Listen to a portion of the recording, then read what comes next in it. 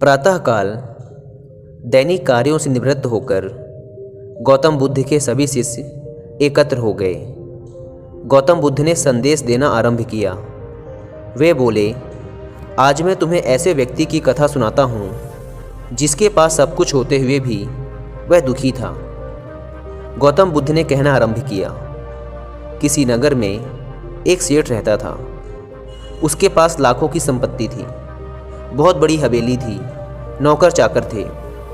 फिर भी सेठ के मन को शांति नहीं थी। एक दिन किसी ने उसे बताया कि यहाँ पास के ही एक नगर में एक साधु रहता है। वह लोगों को ऐसी सिद्धि प्राप्त करा देता है कि उससे मनचाही वस्तु मिल जाती है। सेठ उस साधु के पास गया और उसे प्रणाम करके निवेदन किया, महाराज, मेरे पास धन की कमी नहीं है, पर फिर भी मेरा मन बहुत अशांत रहता है। आप कुछ ऐसा उपाय बता दीजिए कि मेरी अशांति दूर हो जाए। सेठ ने सोचा कि साधु बाबा उसे कोई ताबीज दे देंगे या और कुछ कर देंगे जिससे उसकी इच्छा पूरी हो जाएगी और उसका मन हमेशा के लिए शांत हो जाएगा।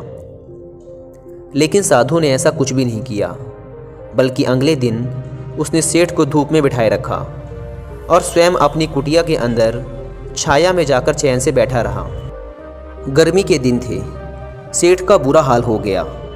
उसको बहुत गुस्सा आया, पर उसने किसी तरीके से खुद को शांत रखा। दूसरे दिन साधु ने कहा, आज तुम्हें दिन भर खाना नहीं मिलेगा। भूख के मारे दिन भर सेठ के पेट में चूहे कूदते रहे।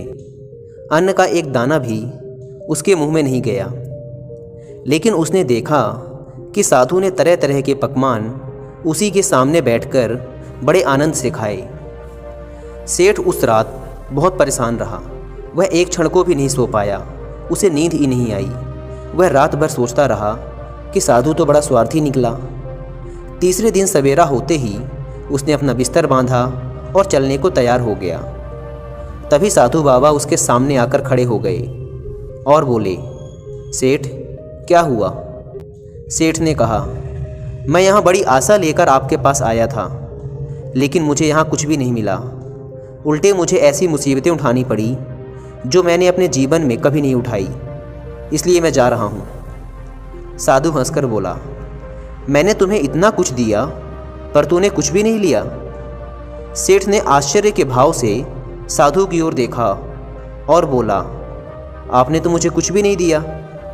साधु ने कहा, सेठ, पहले दिन जब मैंने तुम्हें धूप में बिठाया और स्वयं छाया में बैठा रहा, तब मैंने तुम्हें बताया कि मेरी छाया तेरे काम नहीं आ सकती। जब मेरी बात तेरी समझ में नहीं आई तो दूसरे दिन मैंने तुम्हें भूखा रखा और स्वयं खूब अच्छी तरह खाना खाया। उससे मैंने तुम्हें समझाया कि मेरे खा लेने से तेरा पेट नहीं भर सकता। सेठ, याद रख, मेरी साधना से तुझे सिद्धि नहीं मिलेगी। तूने अपना धन अपनी मेहनत से कमाया है और शांति भी तुझे अपने पुरुषार्थ, साधना और अपनी मेहनत से ही मिलेगी। सेठ की आंखें खुल गई। अब उसे अपनी मंजिल पर पहुंचने का रास्ता मिल गया था। साधु के प्रति आभार व्यक्त करता हुआ वह अपने घर लौट आया। किसी मोटिवेशनल स्पीच को सुनने के बाद 2 मिनट तक आपका जोश, आपका उत्साह जगता है और 2 मिनट बाद आप फिर से ठंडे हो जाते हैं। 2 मिनट कहें या 2 दिन कहें, कोई अंतर नहीं है, कोई भेद नहीं है। मोटिवेशन वो होना चाहिए जो निरंतर रहे, जो जीवन पर्यंत रहे। और ऐसा मोटिवेशन आपको किसी वीडियो से नहीं मिल सकता, ना ही किसी स्पीच से मिल सकता। ऐसा मोटिवेशन जगाने के लिए आपको खुद के अंदर से आलस्य खत्म करना होगा। आलस्य की जड़ को समझकर उसकी जड़ को ही उखाड़ फेंकना होगा। उसके बाद आपके अंदर एक ऐसा जोश, एक ऐसा उत्साह जन्म लेगा जो निरंतर रहेगा, जो शाश्वत रहेगा। चलिए मैं आपसे एक सवाल पूछता हूँ, क्या आलस्य का ताकत और कमजोरी से कुछ लेना देना है? क्या शारीरिक रूप से ताकतवर इंसान आलसी नहीं हो सकता? और इसके विपरीत शारीरिक रूप से कमजोर आदमी क्या जोशीला, उत्साह से भरा हुआ नहीं हो सकता? हमने अपने आसपास कितने ही ऐसे लोगों को देखा है जो शारीरिक रूप से तो बहुत ताकतवर होते हैं, जिम करते हैं, शारीरिक व्यायाम करते हैं, लेकिन वो फिर भी आलसी होते हैं। ऐसा क्यों होता है? इतना ताकतवर आदमी जो काम चाहे वो झट से कर दे, लेकिन फिर भी वो नहीं कर पाता। तो एक बात तो समझ में आ गई कि ताकत से आलस्य का कुछ लेना देना नहीं है। जोश और उत्साह तो कहीं और से जन्म लेता है, और एक बार अगर आप उस केंद्र को समझ जाते हैं कि जोश कहाँ से पैदा होता है, तो जीवन भर आपको आलस्य कभी छू नहीं पाएगा और आपको कोई दूसरी मोटिवेशनल स्पीच सुनने की भी जरूरत नहीं पड़ेगी। आज की जो बोध कहानी मैं आपको सुनाने वाला हूँ, उसमें आपको एक ऐसा रहस्य पता चलेगा जिसमें कि आप अपने आलस्य को त्याग कर हर पल मोटिवेटेड रहकर अपने लक्ष्य को प्राप्त कर सकते हैं। इससे पहले कि आप इस कहानी में खो जाएं, इस चैनल को सब्सक्राइब जरूर कर लें। तो चलिए कहानी शुरू करते हैं। बहुत समय पहले की बात है, जब हिंदुस्तान पर अंग्रेजों का राज हुआ करता था। उस समय ज्यादातर लोग खेती बाड़ी करके अपना जीवन बिताया करते थे। उसी समय टनकपुरा नाम के गांव में सुनील अपने पिता के साथ रहा करता था। सुनील अभी शादीशुदा नहीं था और अपने पिता के साथ खेती बाड़ी में अक्सर उनका हाथ बटाया करता था। उसके पिता बूढ़े हो चले थे, लेकिन खेतों का काम करना अब भी उन्होंने नहीं छोड़ा था। दूसरी तरफ सुनील शारीरिक रूप से काफी मजबूत था। जिस काम को करने के लिए 4 लोगों की जरूरत होती थी, वहां पर सुनील उस काम को अकेला ही कर देता था। उसमें एक अद्भुत ताकत थी। उसकी माँ घर पे गाय और भैंसें पाला करती थी, जिनका दूध पी पी कर सुनील बहुत ही ताकतवर हो चुका था। और इसी वजह से गांव में कोई भी सुनील और उसके परिवार के साथ पंगा या झगड़ा नहीं करता था। उस समय हिंदुस्तान पर अंग्रेजों का राज था और जो भी खेती बाड़ी में अनाज पैदा होता था, उसका बहुत सा हिस्सा लगान के रूप में अंग्रेज उनके गांव में आकर ले जाया करते थे। इसीलिए गांव वालों को अपने खाने पीने की चीजें उगाने के लिए खेत में बहुत मेहनत करनी पड़ती थी, क्योंकि बहुत सारा अनाज लगान के रूप में देने के बाद उनके पास खाने के लिए बहुत कम अनाज बचता था। इसलिए ज्यादा मेहनत करके वो अपने लिए पूरे साल का अनाज पैदा करने की कोशिश करते थे। हालांकि सुनील का पिता बूढ़ा हो चुका था, लेकिन वो खेती बाड़ी के काम में बड़ा ही अनुभवी आदमी था। कौन सी फसल कब बोनी है, उसमें कितना पानी देना है और कितनी मेहनत उस फसल को चाहिए, ये सब सुनील के पिता को भली भांति पता था। और वो मेहनत करने के लिए भी कभी पीछे नहीं हटते थे। जाड़े के दिनों में रात रात भर अपनी फसल में पानी देने का काम वो बड़ी ही आसानी के साथ कर लेते थे। लेकिन अब धीरे धीरे उनकी उम्र बढ़ चली थी और उनकी देखने की क्षमता भी कम हो गई थी। इसीलिए रात में फसल में पानी देना बड़ा ही जोखिम भरा होता था, क्योंकि फसल में बहुत से जंगली जानवर रहा करते थे, जिससे सुनील के पिता की जान का खतरा बढ़ जाता था। जैसे कि बहुत बार उस फसल में सांप भी देखा गया था। इससे सुनील की माँ बहुत चिंतित होती थी और वो सुनील को अक्सर कहा करती थी कि बेटा, तुम्हारे पिता अब बूढ़े हो चले हैं, अब सारा कामकाज, सारी फसल की जिम्मेदारी तुम्हें अपने सर पर लेनी चाहिए। जरा सोचो कि घर में जवान बेटे के होते हुए बूढ़ा पिता खेतों में काम करता घूमे, ये बात अच्छी लगती है। अरे तुम में इतनी ताकत है, अरे तुम इतने मजबूत हो, इतने ताकतवर हो, तुम खेतों का काम क्यों नहीं करते? लेकिन सुनील पर उनकी माँ की बातों का कोई असर नहीं होता था। वो दिन भर अपने दोस्तों के साथ गप्पे लड़ाता रहता, तरह तरह के खेल खेलता रहता, लेकिन अपने पिता की मदद करने के लिए कभी आगे कदम नहीं बढ़ाता। एक दिन जब सुनील के पिता फसल में पानी दे रहे थे तो आश्चर्यचकित रूप से एक सांप उनके पैर पर काटकर चला गया। उनके आसपास मदद के लिए कोई भी मौजूद नहीं था। वो जल्दी जल्दी कदम बढ़ाते हुए अपने घर पर पहुंचते हैं। रात का समय था और अस्पताल भी आसपास कहीं पर नहीं था। सबसे नजदीकी अस्पताल वहां के नगर में था, जो कि गांव से बहुत दूरी पर था। इसीलिए जब आनन फानन में सुनील अपने पिता को नगर में लेकर जाता है तो रास्ते में ही उनकी मृत्यु हो जाती है। सुनील अपने पिता के मृत शरीर को लेकर अपने घर पर वापस लौट आता है। उसके घर में सन्नाटा छा गया था। घर में अब कोई नहीं बचा था जो घर की जिम्मेदारी अपने कंधों पर ले सके। घर में सिर्फ सुनील और उसकी माँ बचे थे। अब पूरी जिम्मेदारी सुनील के कंधों पर थी। सुनील ने कभी सपने में भी नहीं सोचा था कि उसका जीवन आगे किस तरह चलने वाला है। अब तक जो सुनील बेफिक्र हुआ करता था, अचानक से सारी जिम्मेदारी उसी के कंधों पर आ गई। अब उसे ही फसल उगानी पड़ती थी। फसल की देखभाल, फसल में पानी देना, सब उसी का काम हो गया था।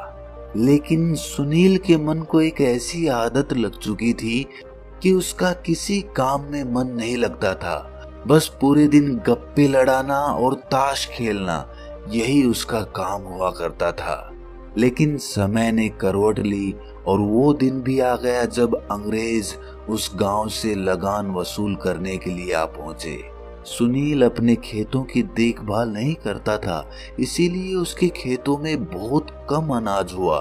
दूसरे खेतों के मुकाबले उसके खेत में आधा अनाज हुआ था और आधे में से ज्यादातर हिस्सा अंग्रेज लगान के रूप में वसूल कर अपने साथ ले गए। अब सुनील के घर में खाने के भी लाले पड़े हुए थे। दाने दाने के लिए उसकी माँ अपने पड़ोसियों की मोहताज हो चुकी थी। उसकी माँ को मांगना अच्छा तो नहीं लगता था, लेकिन वो कर भी क्या सकती थी, क्योंकि सुनील एक बहुत ही आलसी प्रवृत्ति का आदमी हो चुका था। अब उसके खेत बंजर पड़े रहते थे, उनमें कोई अनाज उगाने वाला नहीं था। ये देखकर सुनील की माँ को बहुत आघात पहुंचता था।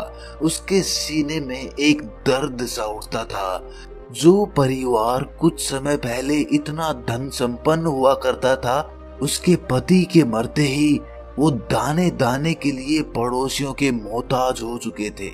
वो अक्सर सुनील को समझाने की बहुत कोशिश करती, लेकिन उनकी बातें सुनने के बाद सुनील में कुछ देर तक तो जोश और उत्साह जागता। वो सीधा कस्सी उठाकर अपने खेत में पहुंच जाता, लेकिन कुछ देर बाद फिर से उसका उत्साह, उसका जोश ठंडा पड़ जाता और फिर से वही जीवन शैली शुरू हो जाती।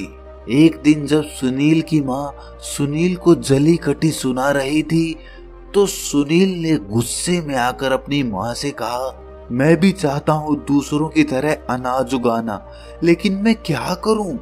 मेरा मन अपने वश में ही नहीं है।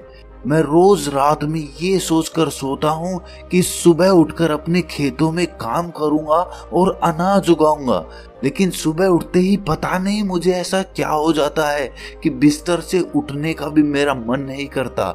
मैं खुद अपने आप से बहुत परेशान हूँ। मैं खुद इन चीजों से छुटकारा चाहता हूँ। मैं क्या करूँ, मुझे कुछ समझ नहीं आता। ये सारी बातें सुनील का पड़ोसी भी सुन रहा था। सुनील का ये कथन सुनने के बाद उसके पड़ोसी ने कहा कि बेटा, तुम्हारे जैसी ही हालत मेरे बेटे की हुआ करती थी, लेकिन किसी ने मुझे बताया कि पड़ोस के गांव में एक बौद्ध भिक्षु आया हुआ है। जब मैंने अपने बेटे को उससे मिलाया तो पता नहीं उसने ऐसा क्या बताया कि मेरा बेटा आकस्मिक रूप से एकदम बदल गया। आज वो बहुत मेहनत करता है, सुबह उठते ही बिना बोले खेतों में काम करने के लिए पहुंच जाता है।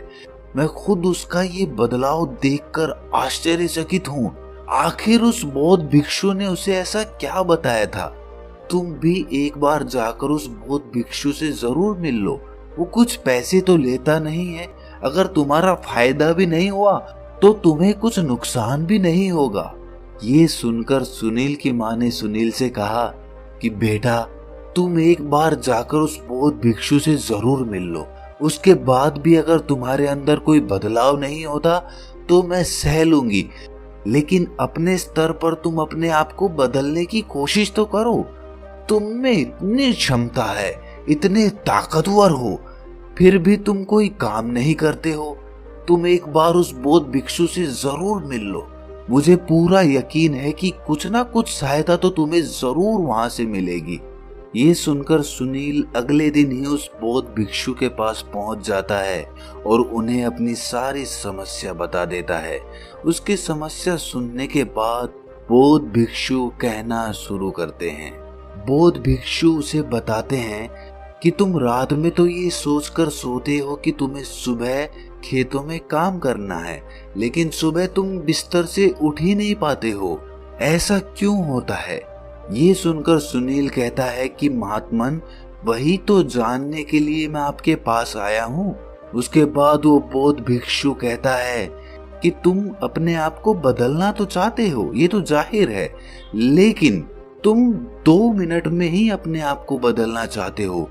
2 मिनट तक तुम्हारे अंदर जोश और उत्साह उठता है और फिर से वो ठंडा हो जाता है।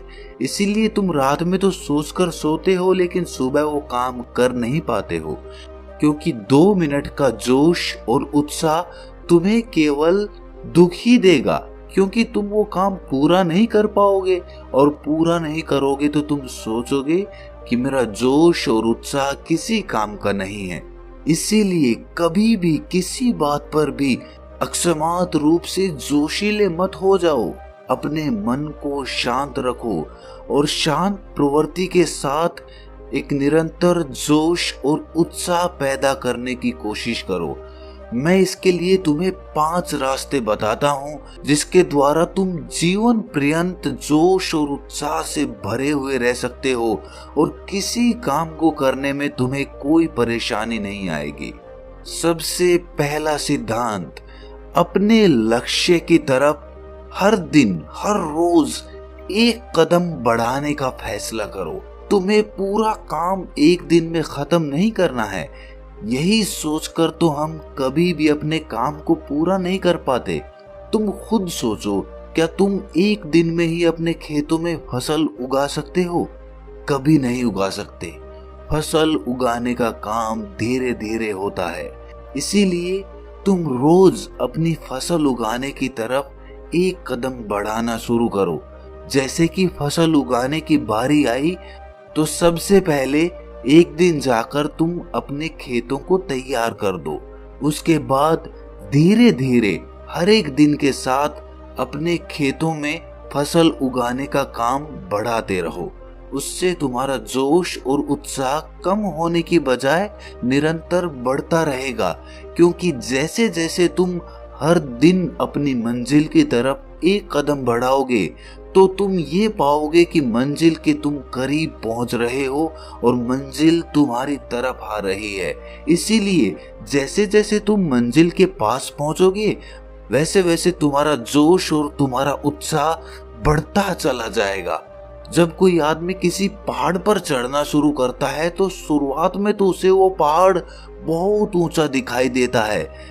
शायद एक आदमी उस पहाड़ की ऊंचाई को देखकर उस पे कभी चढ़ने का फैसला ही ना करे, लेकिन जब कोई आदमी उस पहाड़ पर चढ़ना शुरू करता है और धीरे धीरे उसकी चोटी तक पहुंचने लगता है तो उसके कदम खुद ब खुद जल्दी जल्दी उठने लगते हैं, क्योंकि वो अपनी मंजिल के करीब पहुंच चुका होता है।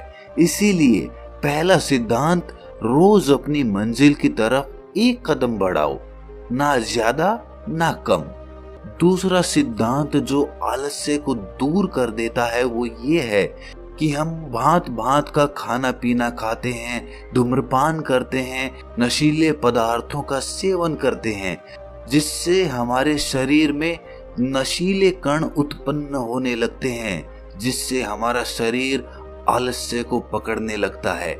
इसीलिए उन नशीले कणों का खात्मा बहुत जरूरी हो जाता है। इसीलिए अगर तुम उन सभी नशीले कणों को खत्म करना चाहते हो तो मैं तुम्हें एक विधि बताता हूँ। रोज सुबह जागने के बाद तुम्हें तिल का तेल लेना है और उससे अपने मुंह में भरकर उसका कुल्ला करना है। कुल्ला करने के बाद उस तेल को तुम बाहर फेंक देना। ये प्रक्रिया तुम्हें 21 दिनों तक हर दिन 5 मिनट तक करनी है। इसके बाद तुम्हारे शरीर में से सारे नशीले कण खत्म हो जाएंगे और तुम्हारा शरीर फिर से विद्युत की भांति काम करने लगेगा। याद रहे, तिल के तेल का कुल्ला हर सुबह 21 दिनों तक। तीसरा सिद्धांत जो आपके आलस्य को जड़ से उखाड़ कर फेंक देगा वो ये है कि स्वाद को भुलाकर वो खाओ जो सीधे प्रकृति से प्राप्त होता हो। हम अक्सर वो चीजें खाते हैं जो इंसानी हाथों के द्वारा बनाई जाती है। हम सीधा प्रकृति से मिलने वाला भोजन ग्रहण नहीं करते। इसीलिए जो भोजन हमें सीधा प्रकृति से मिलता हो, जैसे कि फल, सब्जियां, अनाज की रोटी इत्यादि इत्यादि, इस तरह का खाना खाने से आपका शरीर आलस्य से दूर रहेगा और ऊर्जा से भरा रहेगा। हम देखते हैं कि अक्सर आज की युवा पीढ़ी अपने स्वाद के लिए ही खाना खाते हैं। वो ऐसी ऐसी चीजें खाते हैं जो ऐसी प्रक्रियाओं से बनी होती है कि अगर आप उनकी प्रक्रियाओं को देख लें तो आपका खाने का मन भी ना करे। जैसे कि बाजार में चाउमीन, मोमोज, बर्गर वगैरह वगैरह। इस तरह का खाना खाने से आपके शरीर के अंदर नशीले कणों का उत्पादन होता है। नशीले कण आपके पेट से चिपक जाते हैं जो आपके अंदर आलस्य पैदा करते हैं। इसीलिए खाना वो खाओ जो आपके शरीर को ताकत प्रदान करे, और ताकत वो खाना प्रदान करता है जो प्रकृति से सीधा प्राप्त होता है। अगला सिद्धांत जो समझने योग्य होता है वो ये कि आप कर्म करने के लिए संसार में आए हो, अपना पूरा योगदान दो। जरा आप खुद सोचिए कि अगर आप संसार में कर्म करने के लिए नहीं आते तो आप निर्जीव ही होते। आप कोई पत्थर होते, कोई जीव जंतु होते, लेकिन आपको इंसान के रूप में एक जीवन मिला है जिसका आपको पूरा उपयोग करना होगा। आपको अपना योगदान इस संसार में देना होगा। आपको अपना कर्म भोग पूरा करना होगा। उस कर्म भोग को पूरा किए बिना संसार में कहीं मुक्ति नहीं है। इसीलिए अगर आप इस सिद्धांत को समझ लेते हैं कि मेरा योगदान इस संसार में क्या है और मेरा कर्म भोग क्या है, तो आप खुद ब खुद अपने आलस्य को खत्म करके अपना योगदान देने का भरपूर प्रयास करेंगे। इसके बाद जो आखिरी बात समझने की होती है वो ये कि हमारे बिना भी वो काम तो पूरा हो ही जाएगा। हम अक्सर ये सोचते हैं कि उस काम को करने में हमारी क्या जरूरत है, जब इतने लोग उस काम को करने के लिए पहले से मौजूद हैं तो मेरी उसमें क्या आवश्यकता। और यही सोचकर हम अपना योगदान उस काम में नहीं देते हैं। लेकिन अगर उस काम को हम अपनी जिम्मेदारी समझें, हम ये समझें कि ये काम मैं ही पूरा कर सकता हूँ और मेरे बिना ये काम कभी पूरा ही नहीं हो पाएगा, तो आपको अपनी जिम्मेदारियों का एहसास होगा और उसके बाद आप अपने आलस्य को दूर कर पाने में सक्षम होंगे। आप अपने आलस्य को समझ पाएंगे और उसको दूर भी कर पाएंगे। तो दोस्तों, कैसी लगी आपको ये कहानी कमेंट सेक्शन में जरूर बताना, और अच्छी लगी तो इस चैनल को सब्सक्राइब जरूर कर लेना। तो मिलते हैं अगली कहानी में, तब तक के लिए अपना ख्याल रखें।